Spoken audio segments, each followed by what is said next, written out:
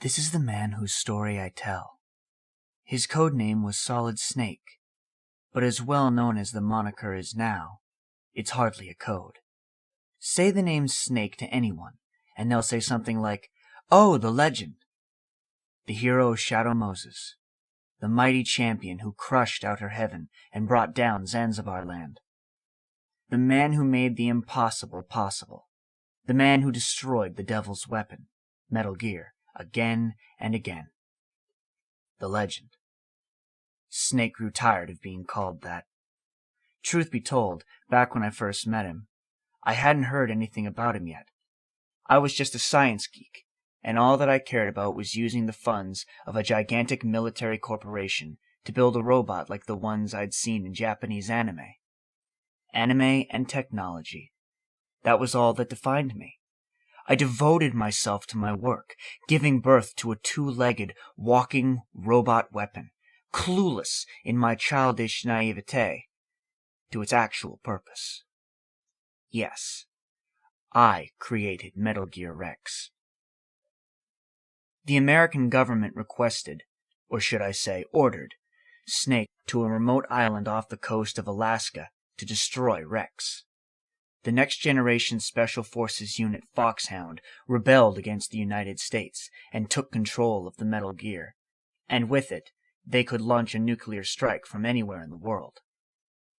Shadow Moses Island was located in the Fox Archipelago, and there, in the deadly cold winds of the Bering Strait, training exercises with the Metal Gear were underway. Foxhound, which had been ordered on protective duty during the training exercises, seized the island and its stockpile of nuclear warheads. Using threat of nuclear attack, they made their demands of Washington. After the end of the Cold War, the island became home to an enormous stockpile of nuclear warheads no longer needed elsewhere. The trouble with nuclear warheads, ICBMs and the like, is the expansive amount of money required to deploy them, and without a Cold War, there wasn't a need for that expense. Both Russia, whose government collapsed due to her failed economy, and her counterpart America were eager to restrain their sprawling military expenditures. But not everyone saw it that way. Some bureaucrats thought that order had to be kept in the world because of the nuclear threat that could wipe out hundreds of thousands in an instant. Others saw the profitable industry fueled by the ceaseless development of new tanks and weaponry by the Soviets and the Americans as each stared down the threat of total annihilation. Among the latter group were DARPA chief Donald Anderson and Armstech president Kenneth Baker. In hopes of restoring the prosperity each had found during the Cold War, they utilized black project funds, secretly from public accountability, to start up development of a new Metal Gear. The Metal Gear that Foxhound stole on Shadow Moses. But no matter how many nuclear weapons the terrorist group got their hands on, the weapons wouldn't mean anything unless they could deliver the payloads across the sea and onto American soil. Why else had both sides of the Cold War pushed so hard to develop space rockets? But Metal Gear Rex didn't need to rely on rockets to make its deadly delivery to any point on the globe. A railgun was mounted on Rex's right shoulder. Nuclear warheads placed on the rail could be shot at tremendous speed by a magnetic force created by an immense influx in electricity. Effectively, Rex was a cannon with no need for gunpowder. The basic mechanics were identical, only this cannon could fire projectiles into space. And its ordnance was quite different from missiles or rockets, which relied on burning fuel for propulsion. A warhead fired by Rex would have too high a velocity to be shot down, and with no smoke trail or heat signature, it would be undetectable by satellite or radar. The devil's weapon, Metal Gear Rex, would usher in the 21st century. Foxhound was led by one of the Snakes who changed the world. He was Solid Snake's clone brother and, in a sense, was Solid Snake himself. He tried to surpass Big Boss, and he failed. This was Liquid Snake. Solid Snake had infiltrated Shadow Moses Island on orders to determine the extent of the threat posed by Foxhound and, once confirmed, put a stop to it. Solid Snake had once been a member of the Next Generation's U.S. Army unit, established by Big Boss on behalf of the Department of Defense to handle combat situations too politically sensitive to intervene in through public means. During this time, Big Boss also secretly founded the mercenary company Outer Heaven in South Africa, where he developed the first Metal Gear with the intent of global destruction. The mission thrust upon the rookie soldier: you are to infiltrate the enemy fortress Outer Heaven and destroy their final weapon, Metal Gear. Big Boss chose the young and inexperienced Solid Snake for the role because he'd hoped the mission would fail. Politically, Big Boss was the commander of Foxhound, but his second identity, one that held his true allegiance, was as the commander of Outer Heaven. Much to Big Boss's surprise, Snake proved himself a capable warrior. At the time, Snake didn't know he had inherited his innate prowess from Big Boss, but in the end, the young clone destroyed Metal Gear and bested his original in combat. In effect, Big Boss was defeated by his own shadow. Ironically, due to these events, Foxhound became known to the world, and the existence of Big Boss was covered up. Afterward, Big Boss fled to Zanzibar Land, a remote former Soviet satellite in the Middle East, where he fought as a mercenary, helping local freedom fighters secure independence for their nation. There, he built a second Metal Gear, and once again sought to bring chaos to the world. Big Boss believed that from this chaos would emerge a soldier's utopia, a place where warriors could be able to discover their true selves. But Snake, called in by the U.S. government, crushed Big Boss's plans once more. Then, when Snake faced his former commander, he learned the identity of his father, from his elder's dying words. At Shadow Moses, Liquid made one demand of Washington. He wanted Big Boss's body. Genes inform many traits: intelligence, personality, physique. One study suggested that some traits, usually dismissed as entirely cultural or acquired post-birth, including political learnings, are decided, to a certain extent, by hereditary factors. Big Boss's genetic code contained the right stuff for soldiers, and his body was kept preserved in the Pentagon, a virtual library of soldier genes. Through a method of gene therapy, Big Boss's genetic traits were given to select Special Forces soldiers. These soldiers would form the next generation Special Forces, also known as the Genome soldiers. The Genome soldiers were among Liquid's Foxhound forces at the insurrection on Shadow Moses Island. Once again, Snake, the man who made the impossible possible, was forced into duty. But the Pentagon's true goal was only to send Snake in as a vector for a deadly virus, FoxDie. The virus, a biological weapon designed by Dr. Naomi Hunter, with ATGC Corp. On behalf of the Pentagon, responded to individuals with specific strings of genetic code, inducing apoptosis in the heart and subsequent cardiac arrest. Snake's orders: to rescue DARPA Chief Donald Anderson and the President of Arms Tech, Kenneth Baker, and to prevent the launch of the nuclear warheads, were an outright lie. FoxDie killed Baker, and finally, took Liquid's life as well. I met Snake during the course of those events.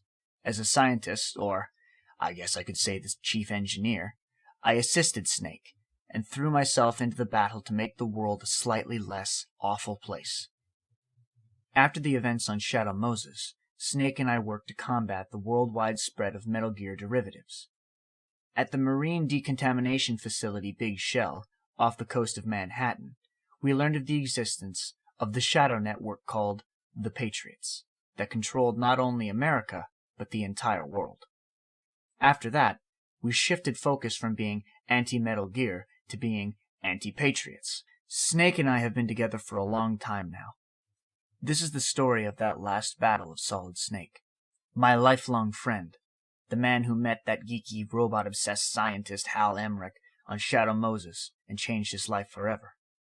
Snake grew tired of being called a hero, but I'm going to call him one anyway. Solid Snake was a real legend. To me, and to many others. I want you to know his story. A cheerful voice rang through the sky above the ruins like a message from God. Acting under contract of local authorities, the Praying Mantis PMC recently restored governmental control to this sector, utilizing Arms Tech Irving unmanned vehicles. Praying Mantis conclusively delivered a swift and decisive outcome. We hope you'll consider the Praying Mantis solution for all your future combat needs. A commercial. Not that Praying Mantis would find any new customers along the rebel assault forces, seeing as they were all dead, their corpses awash in the blowing sandstorm. Indeed, order had seemingly been restored to most of the city ruins.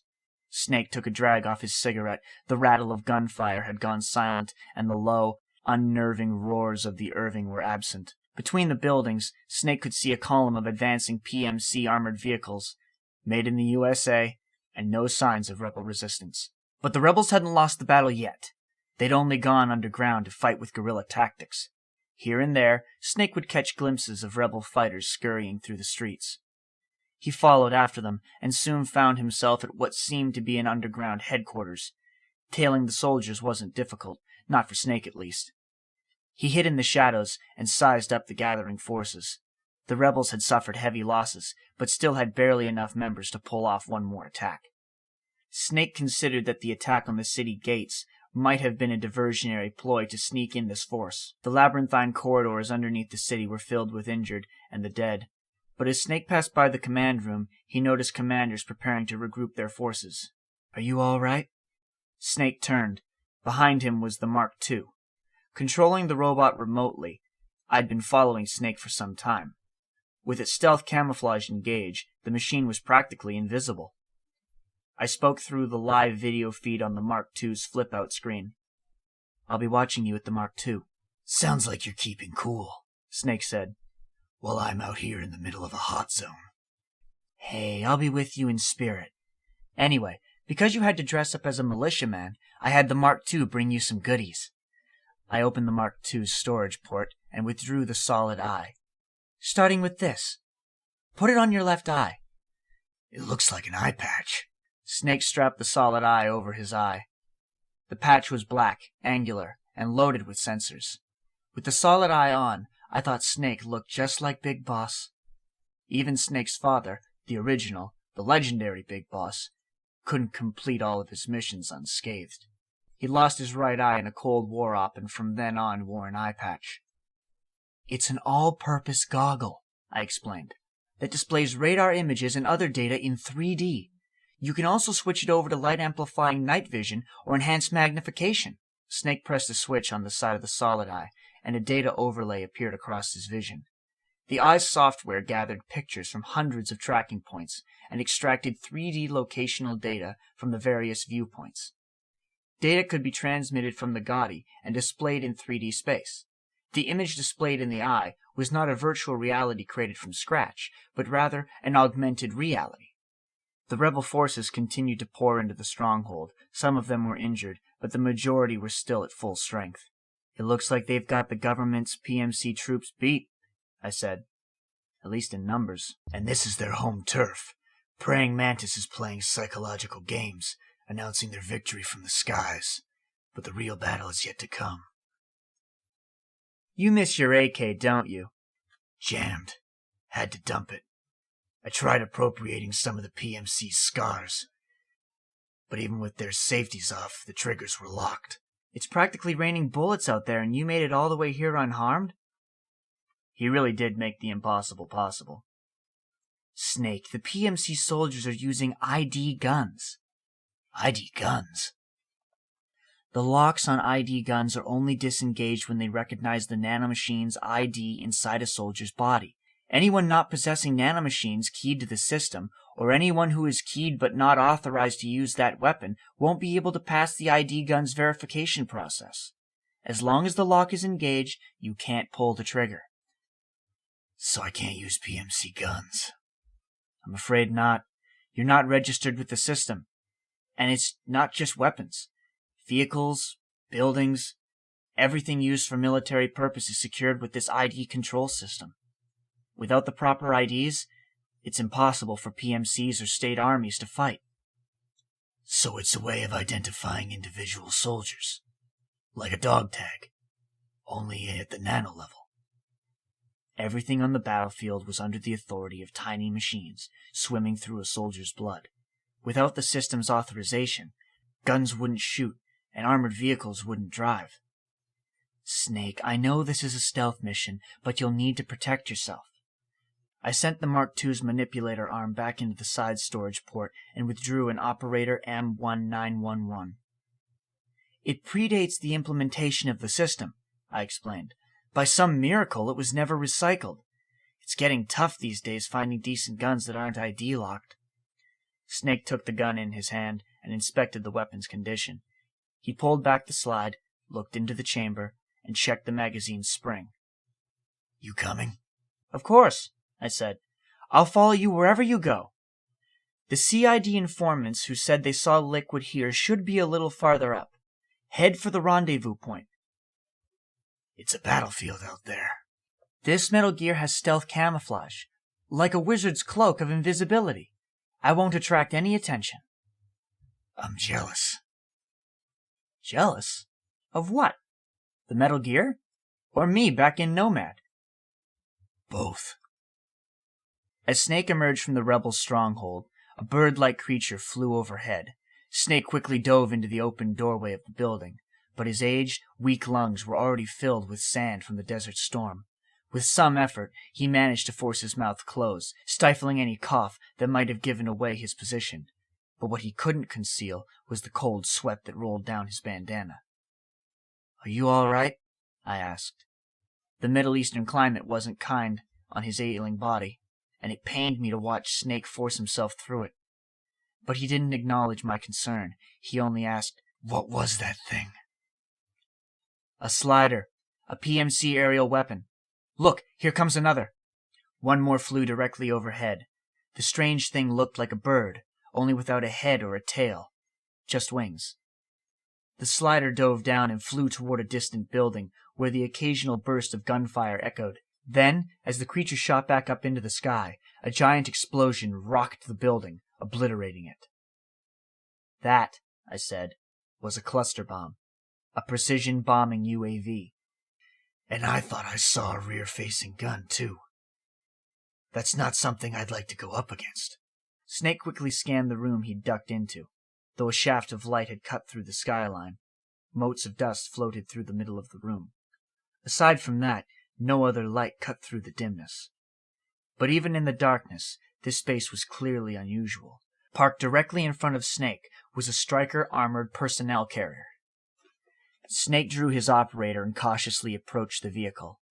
An ice bucket packed with several cans of Narc Cola rested on the floor. Narc had been a subject of controversy a few years back because of its drug-related name.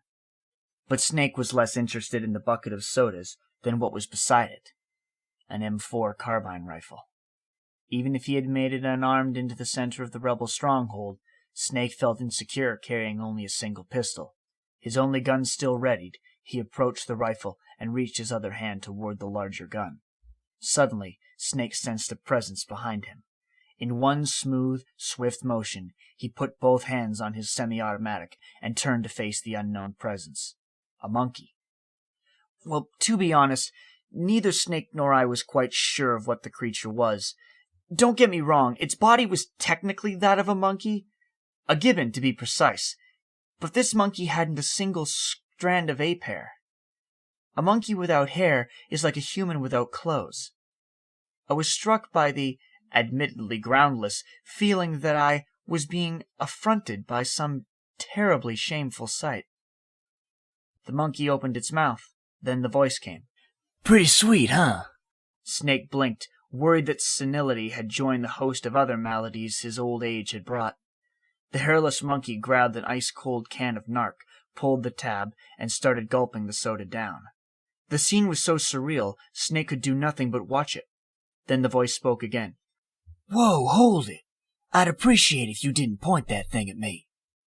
This time, Snake could perceive that the speaker wasn't the monkey, but someone beyond it, in the darkness. He held his gun trained on the shadow of the APC, from which emerged an African man with short hair dyed white and teeth dyed even whiter. He wore a tailored suit coat and tan camouflage cargo pants, and dangled a white handkerchief in one hand, perhaps as a white flag of truce. The hairless monkey belched.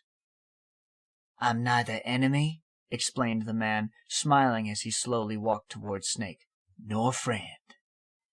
He waved the handkerchief, and like some magic trick, he pulled away the cloth to reveal a grenade in his other hand.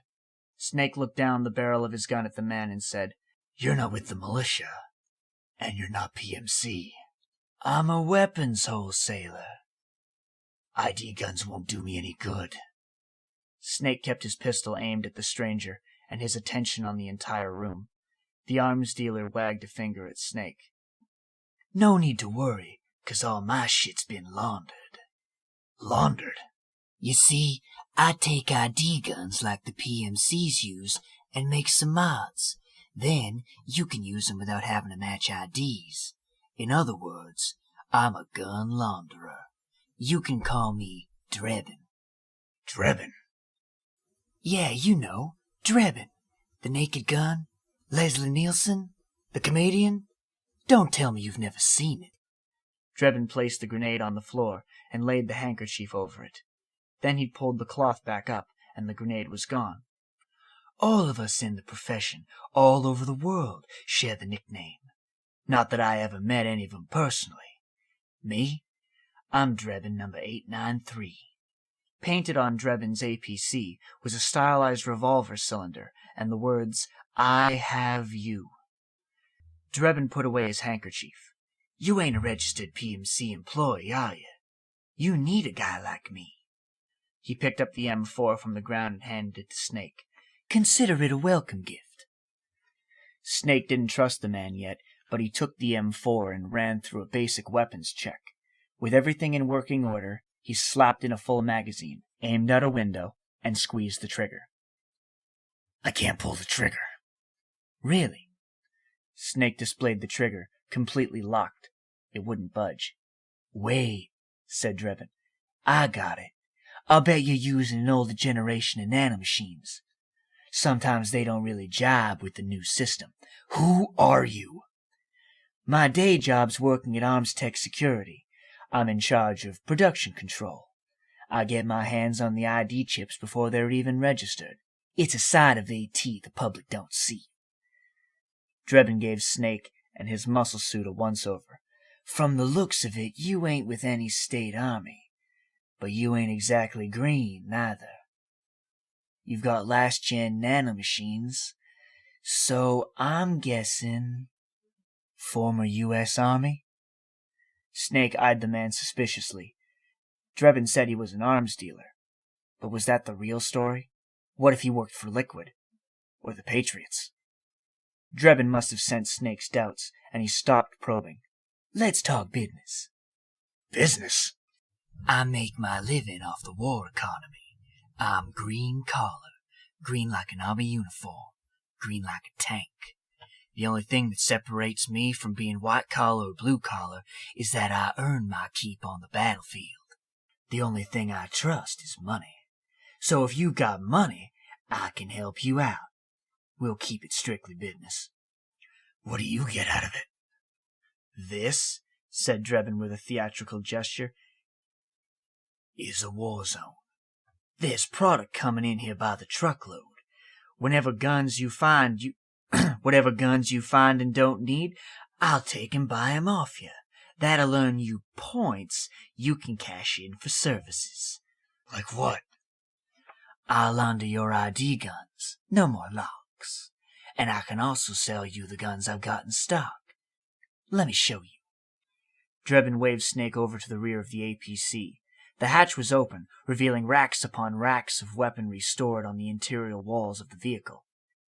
Drebin climbed inside and soon reappeared with a medical transport cooler. "To ensure you can use non-ID guns, I'm gonna have to suppress the old nanomachines you've got in you. Otherwise they'll interfere with the system." He took a plastic pouch from the cooler and tore off the top. Inside was a syringe. "Here, let me stick you with this. It's full of suppressor nanomachines."